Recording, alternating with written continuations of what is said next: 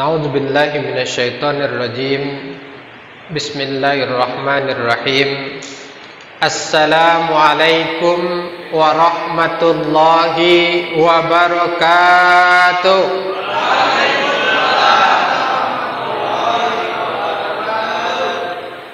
Alhamdulillah. Alhamdulillahi rabbil alamin. Alladzi nahmaduhu wa nasta'inuhu wa nastaghfiruh. Wa na'udzu billahi min syururi anfusina wa min sayyiati a'malina. May yahdihillahu fala mudhillalah wa may yudlilhu fala hadiyalah. Asyhadu an la ilaha illallah wahdahu la syarikalah wa asyhadu anna sayyidana Muhammadan abduhu wa rasuluh sallallahu alaihi wasallam la nabiyya wa la rasula ba'da amma ba'du. Bapak-bapak, ibu-ibu hadirin yang dimuliakan oleh Allah Subhanahu wa taala. Alhamdulillah, kita bersyukur kehadiran Allah Subhanahu wa taala pada malam yang berbahagia ini. Allah mudahkan langkah kaki kita. Allah berikan kita nikmat umur. Allah berikan kepada kita nikmat sehat, iman dan Islam, sehingga kita bisa melangkahkan kaki kita menuju masjid yang kita cintai ini. Mudah-mudahan setiap amal ibadah yang kita lakukan, mulai dari tadi sholat isya berjamaah, kemudian lanjut sholat tarawih, lanjut witir, tahlil, mudah-mudahan diterima oleh Allah Subhanahu wa taala dan dibalasi dengan pahala yang berlipat ganda hendaknya. Amin ya rabbal alamin. Allahumma salli ala Sayyidina Muhammad wa ala ali Sayyidina Muhammad. Kita senantiasa berselawat kepada baginda Nabi Sallallahu Alaihi Wasallam beserta keluarga beliau, para sahabat beliau, dan orang-orang yang senantiasa mengikuti sunnah dan ajaran beliau. Mudah-mudahan kita di yaumil akhir kelak diberikan syafaat oleh beliau hendaknya, dan beliau sudi menganggap kita sebagai umatnya hendaknya. Amin ya rabbal alamin. Bapak-bapak, ibu-ibu hadirin sidang jamaah tarwih yang dimuliakan oleh Allah Subhanahu wa taala. Tidak terasa malam ini kita sudah berada pada malam yang ke-17 dari bulan Ramadan. Artinya sudah setengah perjalanan itu terlalui. Pertanyaannya, sudahkah kita maksimal selama 17 malam ini? Sudah maksimal atau belum? Tanya diri kita masing-masing. Bagaimana salat tarawih kita? Bagaimana salat jamaah kita? Bagaimana salat-salat sunnah kita? Bagaimana bacaan Al-Quran kita? Jangan sampai Ramadan selesai kita nyesel. Jadi kalau udah selesai baru nyesel. Dulu sebelum masuk bulan Ramadan kita doa, ya Allah sampaikan kami ke bulan Ramadan ya Allah. Allahumma barik lana fi Rajab wa Sa'ban wa ballighna Ramadan. Terus kita baca doa. Sekarang sudah Allah kasih kita kesempatan bertemu dengan bulan Ramadan, tapi pas ketemu biasa-biasa saja. Salatnya gitu-gitu aja. Bacaan Al-Qur'annya gitu-gitu aja. Salat tarawihnya gitu-gitu aja. Bulan Ramadan ini kita tahu penuh berkah, penuh maghfirah, penuh rahmat dari Allah Subhanahu wa taala. Bahkan kata Rasulullah sallallahu alaihi wasallam, "Bu'dan liman adraka Ramadan falam yughfarlah."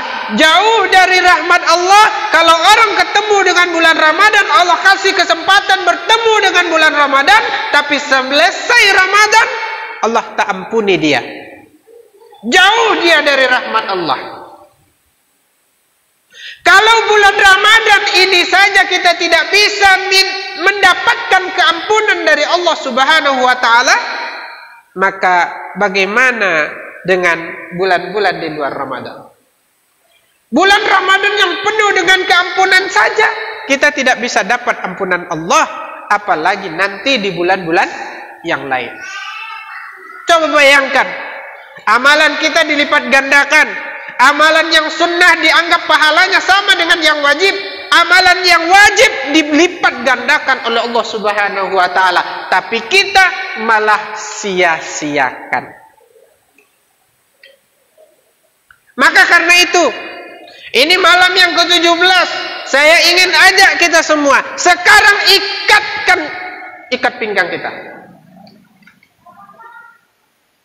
Nggak ada cerita. Terutama nih bapak-bapak saya, kakek-kakek saya, maaf bicara, yang usianya sudah 65 tahun, ada yang 60 tahun, ada yang 55 tahun. Wallahu a'lam, kita tidak pernah tahu tahun depan bisa ketemu apa tidak. Mumpung Allah kasih kita usia nih, mumpung Allah kasih kita umur, gunakan setidaknya yang tersisa ini dengan sebaik-baiknya. Nggak ada cerita. Harus diikat tuh. Kalau perlu, iktikaf di masjid. Tapi iktikaf bukan tidur. Iktikaf tuh ibadah, bukan pindah tidur dari rumah ke masjid. Itu namanya bukan iktikaf. Tapi benar-benar pergi mojok, sholat tahajud, kadukan kesalahan kita kepada Allah Subhanahu wa taala. Kadukan kekotoran diri kita kepada Allah. Ini kan orang kompleks semua nih. Saya nggak mungkin untuk tidur di masjid, Ustaz. Ya nggak apa-apa, datang, bangun jam 2 malam, datang ke pojok masjid sini. Satu pojok sini, satu pojok sini, satu pojok sana, satu di tengah. Baca Al-Quran sampai jam 4 pulang sahur. Rasulullah SAW seumur hidupnya selalu iktikaf di 10 hari terakhir dalam hidupnya, bulan Ramadan. Nggak pernah enggak. Bahkan di akhir hidupnya sebelum meninggal, 20 hari beliau iktikaf. Jadi kalau bulan Ramadan itu, jangan banyak tidur, Pak. Jangan banyak tidur, Bu. Kalau suami malam-malam jam setengah 12, jam setengah 1 keluar dari kamar bilang izin pergi ke masjid, izinkan. Tapi bukan pergi main gaple. Bukan pergi ngongkong-ngongkong. Tapi benar-benar kita benar-benar gunakan bulan Ramadan ini dengan sebaik-baiknya. Hadirin sidang pendengar yang dimuliakan oleh Allah Subhanahu wa taala. 15 menit. Sudah lebih 7 menit. Nuzulul Quran. Turunnya Al-Quran. Pak, Bu, kalau hari ini anak kita ulang tahun, apa yang kita lakukan? Kasih kue, kasih hadiah, diistimewakan. Bulan kelahirannya kita istimewakan. Al-Quran turun, Al-Quran lebih penting, lebih mulia, lebih hebat dari anak dan keluarga kita. Maka di bulan turunnya Al-Quran ini, kita harus lebih memuliakan, mengistimewakan Al-Quran. Tahu nggak bapak-bapak siapa orang yang paling mulia di dunia ini? Siapa yang paling baik? Bukan yang paling kaya, bukan yang paling berpangkat, bukan. Tapi kata Rasulullah Sallallahu Alaihi Wasallam, khairukum man ta'allama Al-Quran wa 'allamahu. Sebaik-baik kalian adalah orang yang mau belajar Al-Quran, kemudian mengajarkannya, kemudian mengamalkannya. Itu orang yang paling baik. Maka kalau ingin kita menjadi orang yang baik, berinteraksilah dengan Al-Quran. Ingat, segala sesuatu kalau ada hubungannya dengan Al-Quran, ia menjadi mulia. Rumah kalau ada dijadikan sebagai tempat Al-Quran, jadi rumah Quran, maka rumah itu mulia. Orang kalau dia hafiz Quran, dia mulia. Bulan kalau jadi sahrul Quran, bulan Ramadan, dia mulia. Maka karena itu harus kita berinteraksi dengan Al-Quran.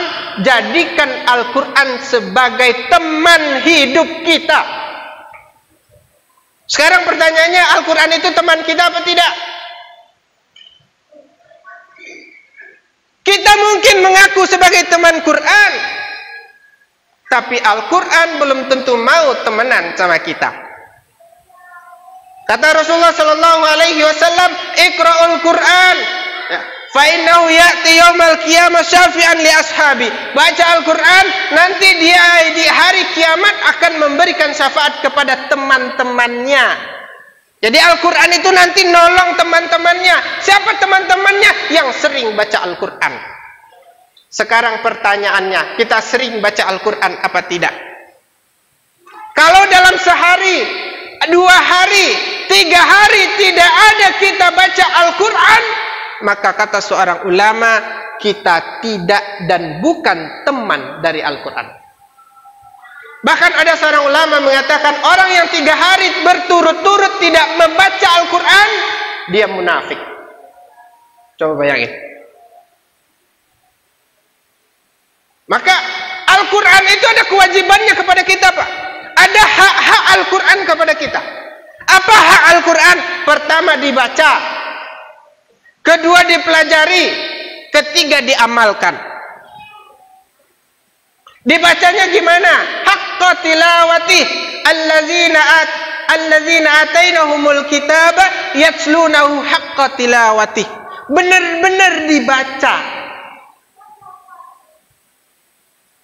Ada hak Al-Quran untuk kita baca. Kata Imam Al-Ghazali rahimahullah, hak Al-Quran untuk dibaca itu minimal 2 kali khatam dalam setahun. Itu kata Imam Al-Ghazali. 2 kali khatam dalam setahun. Sekali ketika Ramadan, sekali di luar Ramadan. Pertanyaannya, di kita bagaimana? Paling tidak sekali khatam dalam bulan Ramadan. Rasulullah selalu khatam kepada Jibril 1 kali khatam selama bulan Ramadan. Setiap tahun 2 kali khatam di tahun terakhir sebelum beliau meninggal. Tapi sebelum-sebelumnya sekali khatam. Jadi paling tidak kita selama bulan Ramadan 1 kali khatam. Nah, ini sudah malam yang ke-17.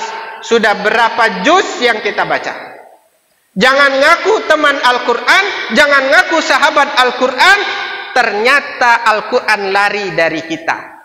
Kalau seandainya kita nggak bisa baca Al-Quran, malas baca Al-Quran, berarti ada yang salah dengan diri kita. Al-Quran nggak mau bersahabat dengan kita. Yang salah kita. Maka bacalah Al-Quran itu terus sampai Al-Quran itu mencintai kita dan mau menjadi sahabat kita. Maka karena itu nggak ada ceritanya kecuali dipaksa. Nggak ada cerita lain. Allahumma paksa diri, buat target-target tertentu. Jangan tidur sebelum 1 juz sehari.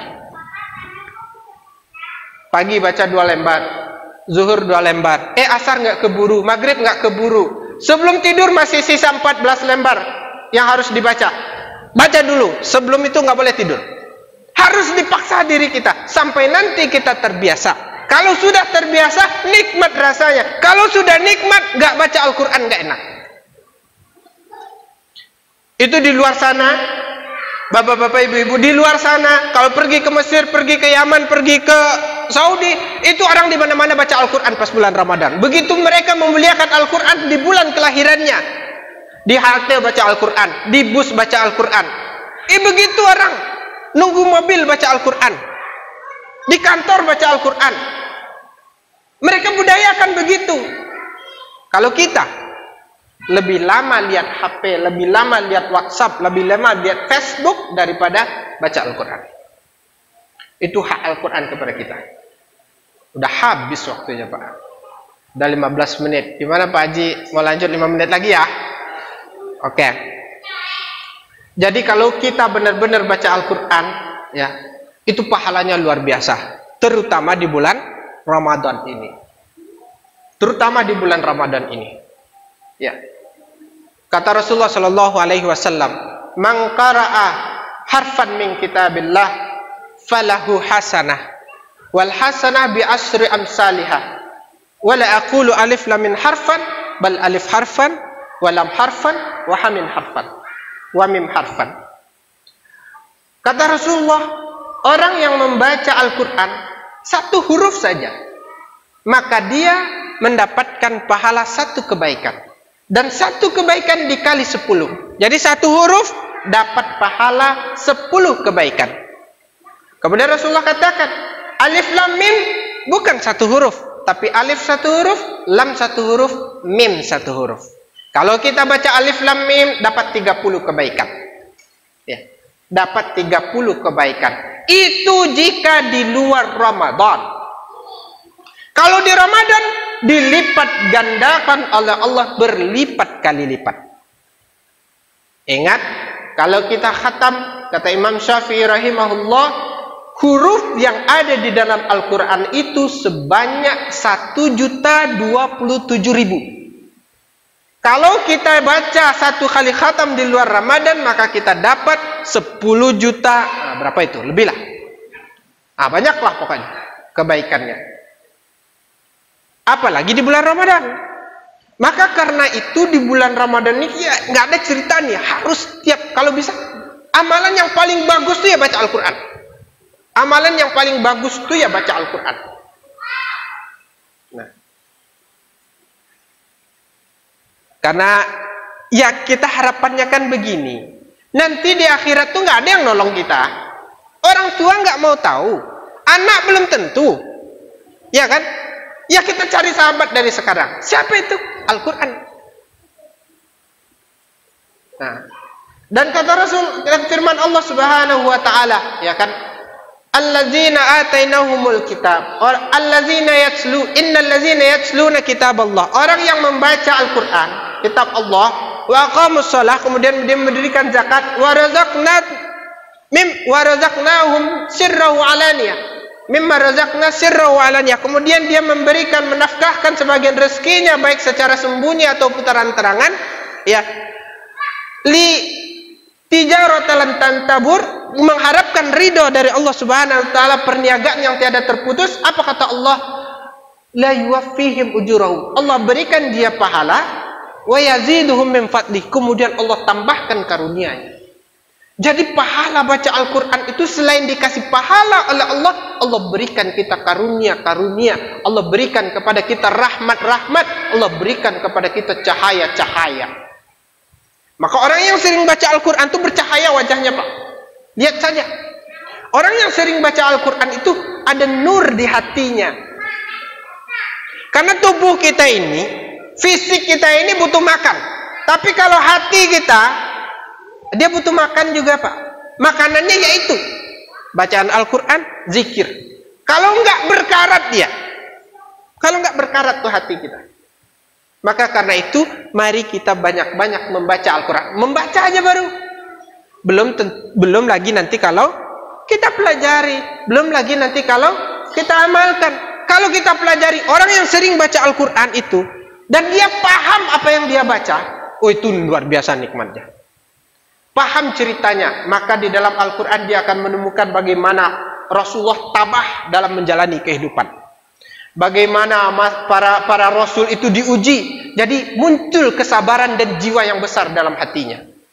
Orang yang baca Al-Quran dia paham, maka kemudian dia akan tegar dalam menghadapi kehidupan. Ya. Orang yang paham baca Al-Quran, Al-Quran itu jadi obat buat dia. Jadi obat buat dia, Pak. Saya punya seorang mahasiswi dulu di Bogor. Hampir 3 tahun itu koma, gak jelas kehidupannya. Kemudian dia berjanji dalam hatinya, ya Allah, jika Engkau berikan kepada saya kesembuhan, maka saya akan jadikan Al-Quran sebagai teman hidup saya. Saya berjanji akan hafal. Qadarullah, Allah sembuhkan dia. Dan sekarang dia hafiz 30 juz. Dia hafiz 30 juz dan dia hidup dengan Al-Quran. Dan itu luar biasa. Coba lihat sekarang betapa banyak anak-anak yang menjadi istimewa karena Al-Quran. Jadi kalau kita sakit nih, perasaan ini, sering baca Al-Quran, insya Allah Allah sembuhkan. Karena Al-Quran syifa wa hudan linnas. Banyak yang ingin disampaikan, waktu yang memisahkan. Mohon maaf yang sebesar-besarnya. Wallahu muwaffiq ila aqwamit thoriq. Wassalamualaikum warahmatullahi wabarakatuh.